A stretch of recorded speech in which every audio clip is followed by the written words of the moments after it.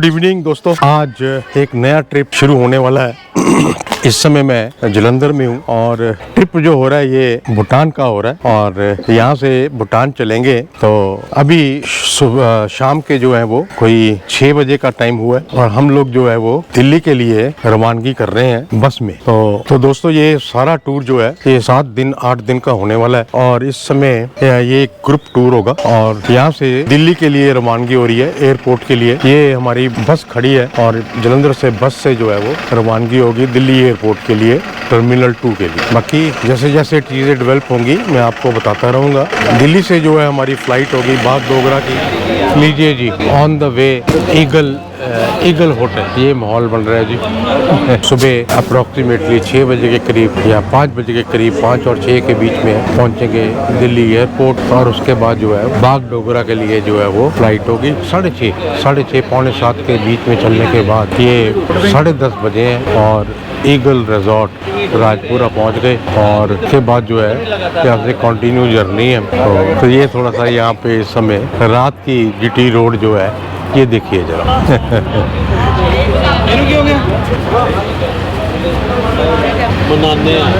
दिल्ली से 7:30 बजे की फ्लाइट लेने के बाद बागडोगरा और बागडोगरा से अरेंज हुआ है एक टूर ऑपरेटर को एंगेज किया हुआ है और उसके बाद जो है वो सीधा जो है वो क्वींसलैंड, वहाँ से जो अप्रोक्सीमेटली बागडोगरा से 4.5 घंटे का रास्ता है कि जो हम कवर करेंगे ग्रुप के साथ बस के अंदर। और उसके बाद जो है वो नाइट स्टे होगी वहाँ पे बागडोगरा में, अपना सॉरी क्वींसलैंड में।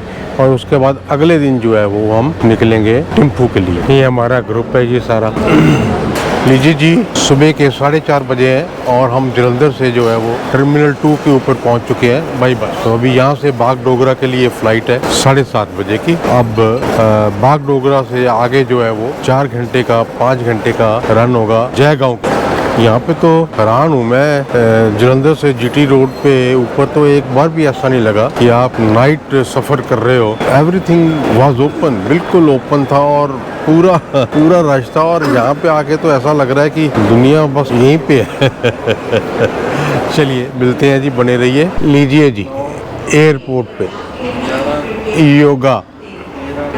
योगा नहीं छोड़ना जी, रूटीन नहीं छोड़नी है। लो जी, इस समय हम बागडोगरा से चल के जयगांव पहुंच चुके हैं। सुबह वहां पे फ्लाइट जो पहुंची थी, जैसे आप जानते ही हो कि दिल्ली से फ्लाइट ली थी, वो 7:30 बजे चली थी और सुबह जो पहुंची वो कोई 9:30 बजे के करीब, 10 बजे के करीब वहां पे पहुंची थी। उसके बाद जो है ये जयगांव में पहुंचने के बाद जो है ये अब ऑन बाय फुट जो है वो बॉर्डर क्रॉस हो रहा है। ये रास्ता, तो ये रास्ते में ये जो वॉल नज़र आ रही है ये भूटान की है। तो यहाँ पे थोड़ा सा डॉक्यूमेंटेशन हो जाएगी। गाड़ी में से सामान नहीं उतरवाया उन्होंने और सामान जो है गाड़ी में पड़ा। गाड़ी दूसरे बॉर्डर से वाया जो गेट वाले बॉर्डर से वहाँ से एंटर होगी। तो ये इंडियन साइड की अप्रोच है भूटान की इमिग्रेशन की तरफ। बड़ा भीड़ा सा बाजार है जी। और ये वॉल जो है डिटेंशन, ये वाली वॉल ये भूटान की है। चलिए जी, अब मेरा कैमरा बंद करता हूँ, तो हो सकता है कि यहाँ पे जो अलाउड ना हो। तो बड़ा सिंपल सा ही प्रोसेस है जी। अभी तक तो पासपोर्ट देखा वहाँ पे और उसके बाद जो है वो स्कैनिंग हुई सामान की और हम जो है भूटान साइड पे जो है वो एंटर हो गए। तो लीजिए जी, ये क्वींसलैंड एंट्री होगी जी। स्टैंप लग गई यहाँ पे, पासपोर्ट लिया उन्होंने और बायोग्राफी और अपना क्या बोलते हैं बायोमेट्रिक हुआ और स्टैंप लगा दी। अभी तक सामान जो है वो गाड़ियों में ही पड़ा हुआ है और आहिस्ता आहिस्ता जो है वो मेरा ख्याल है कि वो सीधा होटल पे ही पहुंच जाएगा। हाँ जी, अच्छा। ये हमारा ग्रुप है जी सारा। क्वींसलैंड जो है वो पहुंच चुके हैं। ये सामने पहाड़ नजर आने शुरू हो गए।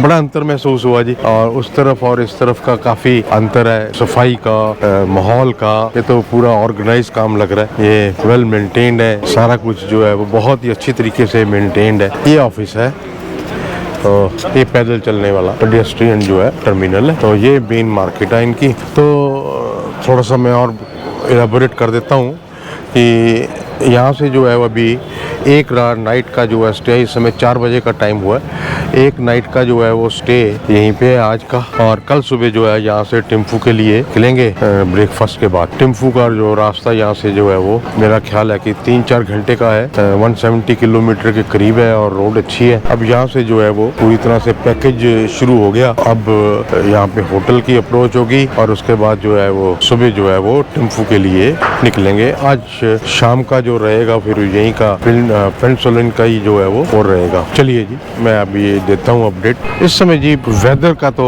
बहुत ही अच्छी नोट है जी। इस समय वेदर तो बहुत ही अच्छा हो रखा है। इस समय क्लाउडी है और बड़ी चिल सी हवा चल रही है। तो ये हमें जी गाइड साहब अलॉट हुए हैं, पूरे ग्रुप को एक गाइड अलॉट हुआ है। कॉस्टली प्रोसेस है जी यहाँ पे, थोड़ा सा इमिग्रेशन का जो है वो कॉस्टली प्रोसेस है। 1200 रुपया पर पर्सन जो है पर डे का जो है वो फीस है यहाँ पे। बाकी अभी और डिटेल पता चलेगी, मैं आपको और बताता हूँ।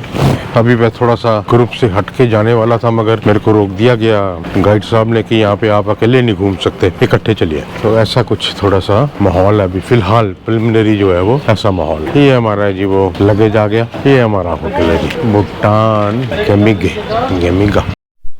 गुड मॉर्निंग दोस्तों, आज नेक्स्ट डे है। तो इस समय हम जो है पेनिनसुला में है। आज टिम्फू के लिए शिफ्टिंग हो रही है। अभी एक्चुअली हमारा जो है वो इमिग्रेशन प्रोसेस नहीं हुआ यहाँ पे पेनिनसुला में जो है वो एक थोड़ा सा 24 घंटे के लिए you don't need immigration. Indian origin के जो इंडियन सिटीजन है they don't need immigration, they can stay. यानी कि यहाँ पे जो है 24 घंटे के लिए आप बिना कुछ इंतजाम किए यहाँ सिर्फ सिंपल एंट्री, जैसे कल शाम को हमारी एंट्री हुई थी, वो करने के बाद आप पूरा होटल में स्टे कर सकते हो 24 घंटे के लिए। उसके बाद यू नीड इमिग्रेशन प्रोसेस सारा। अच्छा, अभी जो है वो हमारा इमिग्रेशन प्रोसेस होगा और उसके बाद जो है मूव कर जाएंगे टिम्फू के लिए। तो पेनिनसुला जो है वो आती बार भी हमारा एक स्टे होगा। तो मार्केट जो है वो आती बार एक्सप्लोर करने का विचार बनाया सब लोगों ने। और रात को क्योंकि थकावट बहुत ज़्यादा थी और जल्दी यहाँ पे जो है वो सारे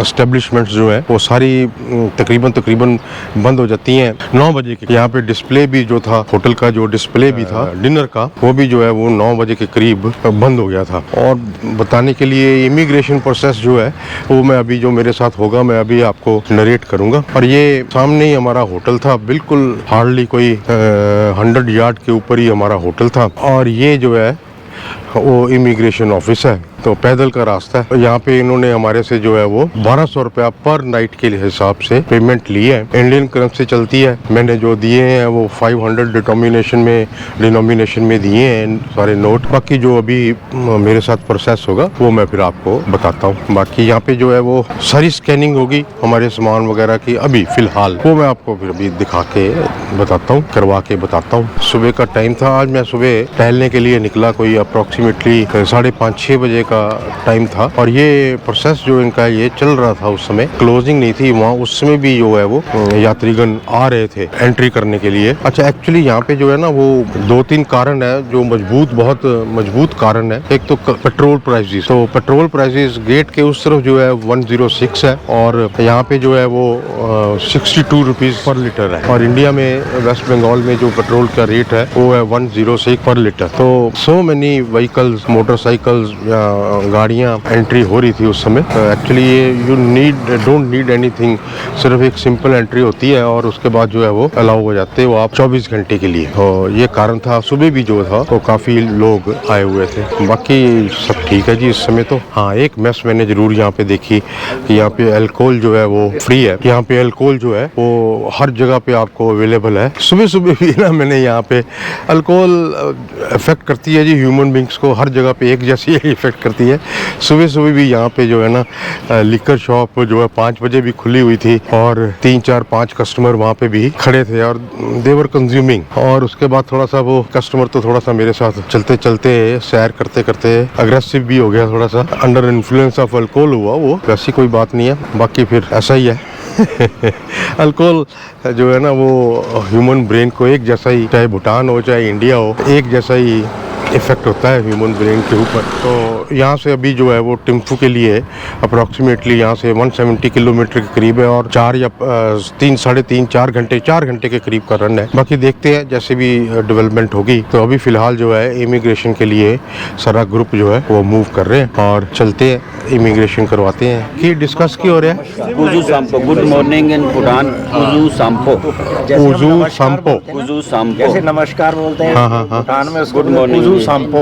उजू सांपो, ओके। सो 2-3 वर्ड सीखे हैं। उजो संपो उजो संपो, हाउ आर यू, कैसे हो आप? Which is the national dish? Imadachi. इमाधाती। It's a chili and tomato and smashed with the cheese. चीज है ना? या and what is kewa datshi? Kiwadachi means it's like potato and cheese mixed. Cheese mix. Okay. You should try. It's in your itinerary. One place. So immigration process के लिए different site है। वो सामने वाला सिर्फ एडिशन के लिए यानी कि एंट्री के लिए ही प्रोसेस है। वो जो बिल्डिंग जो मैंने पहले दिखाई आपको, तो we are moving to that place. Immigration का लिए भारत पेट्रोलियम जो पेट्रोल वहाँ पे है वहीं पे यहीं पे भी यहाँ पे भी मिलता है। मगर देखिए फ़र्क डिफरेंस देखिए कि भारत से लेके और यहाँ पे 62 रुपीज़ जो है वो सेल किया जा रहा है। ओके, तो this is the immigration sir office. So जी लीजिए जी, हो गया वाइवा यानी कि सारा प्रोसेस हो गया। सिंपल, कुछ भी नहीं, दे डिडंट आस्क एनीथिंग। बाकी स्टैंप लगनी थी वो लगा दी इन्होंने और अब मूवमेंट होगी जी हमारी सारे ग्रुप की टिम्फू की तरफ। चलिए रास्ते में मैं आपको जो भी मिलता है मैं आपको दिखाता हूँ। फिलहाल अभी 10 बजे है। ये पेंसिलिन की बाजार की मार्केट की हालत है। लोग ट्रैफिक रूल्स को जो है वो बहुत ज़्यादा ऑब्जर्व करते हैं। बड़ी अच्छी बात लगी यहाँ पे जेब्रा क्रॉसिंग के ऊपर विदाउट एनी लाइट। सारे भूटान के अंदर एक बहुत यूनिक चीज़ सामने आई कि वो एक भी सारे भूटान के अंदर एक भी ट्रैफिक लाइट जो है वो नहीं है। पुलिस जरूर है, ट्रैफिक पुलिस जरूर है, सारा रेगुलेशन होती है। तो अगर लोग इतने अगर समझदार हो कि आप रुकते हो तो फिर ट्रैफिक लाइट की जरूरत ही क्या है। तो this is the immigration office के सामने की बाहर की जो पार्किंग है उसकी हालत है। ये है जी टूरिस्ट सेक्शन इमिग्रेशन ऑफिस। तो ये जी थोड़ा सा ऑर्डर कर रहे हैं जिसके साथ जो है वो हमने बुकिंग की है। इमिग्रेशन होने के बाद, वेलकम होने के बाद ये थोड़ा सा उनका प्रोसेस है।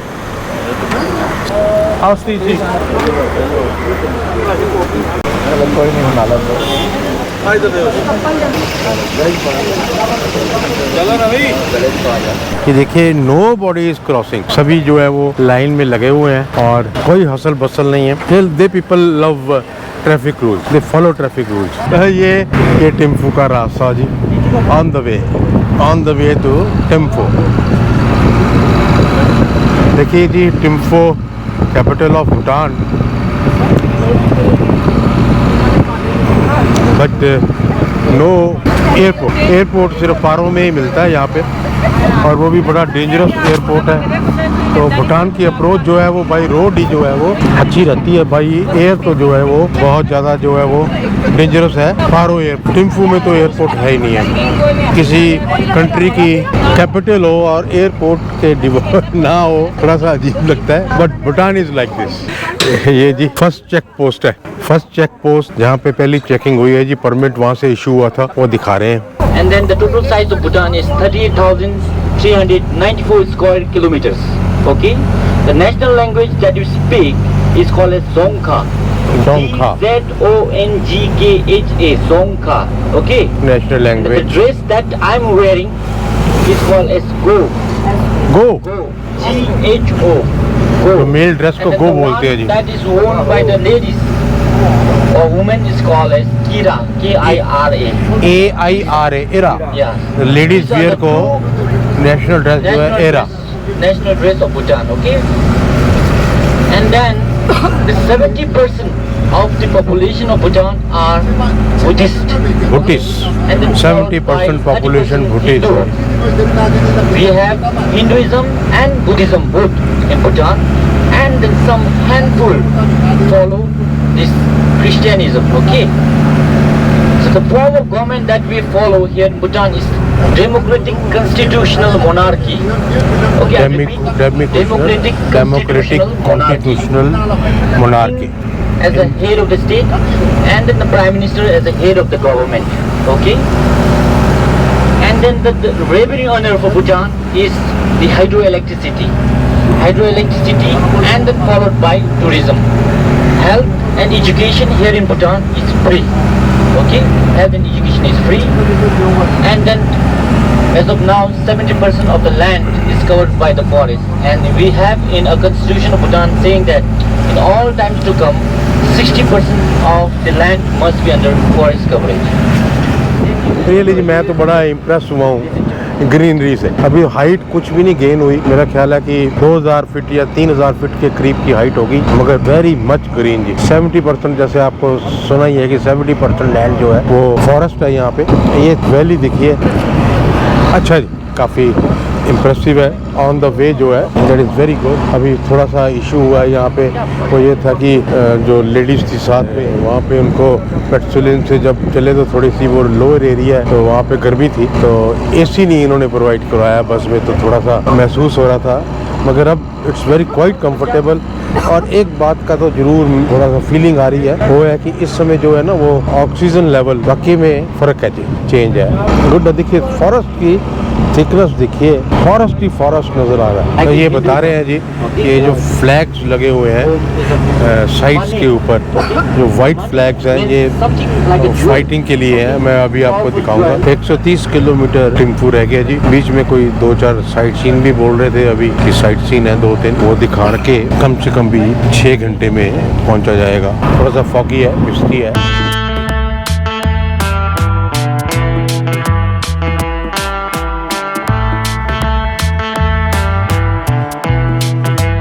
सो जी राइट नाउ मैं इस समय पीडू में हूँ, जो अप्रॉक्सीमेटली 30-40 किलोमीटर के करीब है पेंटुसल से, और on the way to tempo. तो छोटा सा एक रेस्ट था। पीडू एक्चुअली इनका जो है एक टूरिस्ट हब है, यानी कि स्टॉप ओवर समझ लीजिए।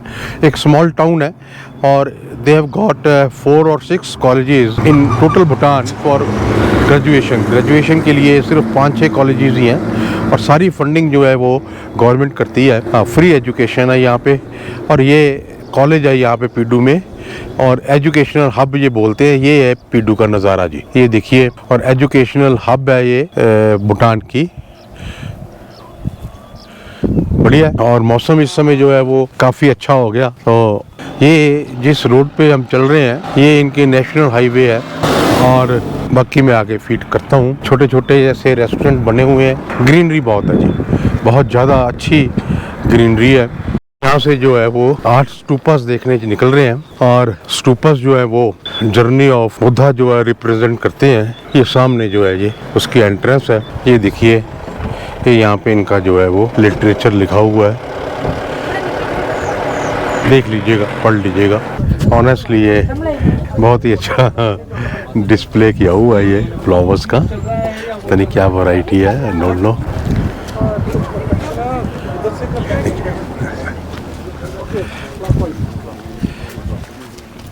ये क्लॉक वाइज ये स्टूपर्स बने हुए हैं जी। रवि पाजी तो कमाल हो। थैंक यू जी। राउंड ही निकालना होता है जी, एक राउंड ही निकाला है जी।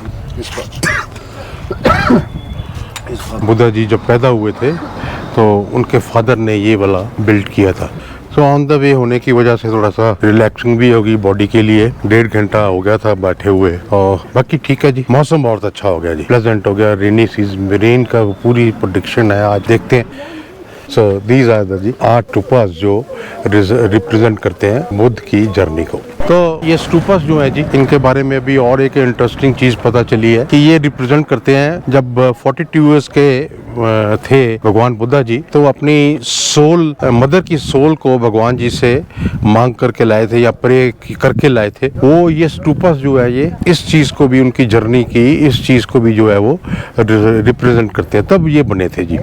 ये देखिए बिल्कुल डीप वैली है, ब्यूटीफुल है, बहुत ब्यूटीफुल है। ऑनेस्टली हवा का तो इतना अंतर जो है ना वो महसूस हो रहा है, फ्रेशनेस इतनी है ना, क्या बात। ये फर्न जो है ये हर जगह पे आपको पहाड़ों के साथ जो है ना वो लगी हुई मिलेगी, और ये बहुत ही अच्छा सीन प्रोड्यूस करती है।